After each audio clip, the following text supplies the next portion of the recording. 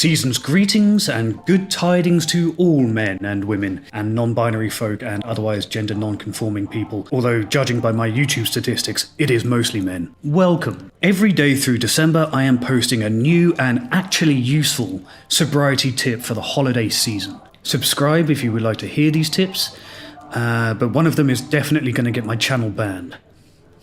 So look out for that one. Today we're talking about saying no and cutting out friends. I am Sober Claus, and it's beginning to look a lot like Bat Country.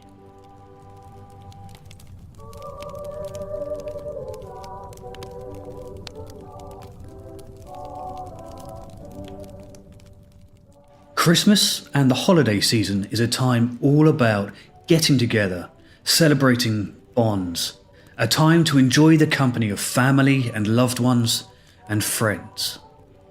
Except when those friends are a threat to your sobriety. My own cycles of relapse, for example, have not come at times of crushing despair and depression. They tend to come at times of celebration. My relapses tend to be triggered by times of success. New relationships, big achievements, that kind of thing. That's when I'm vulnerable. And at Christmas, of course, old friends who don't know that I struggled with alcoholism and have since got sober want to get together and relive what they think are the good old times. But they don't know that the good old times that they remember were some of the worst times of my life, and I have no desire to go back there. Quite often, the holiday season summons us home, back to old friends and old places. The place where you had your first drink, your first bar, your first pub. Places we grew up in, places we wouldn't choose to go for the sake of our sobriety. The holiday seasons can force us back there. Old faces emerge, and in the spirit of good cheer, a drink might be passed to us.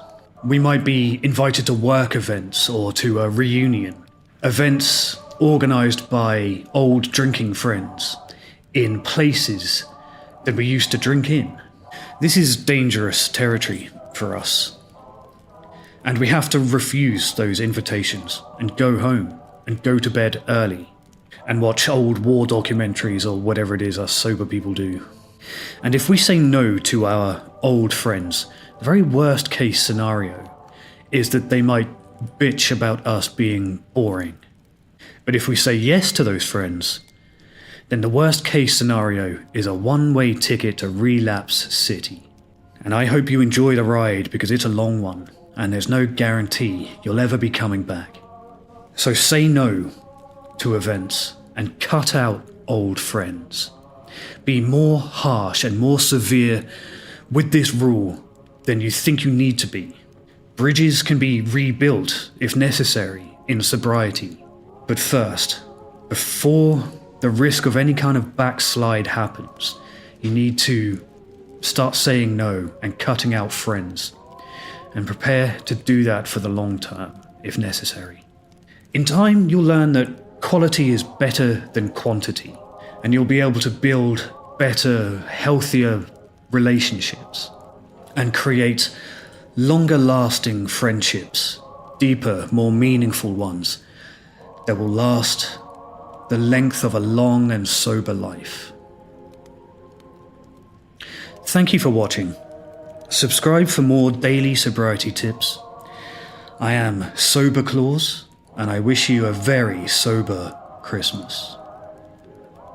Good luck out there.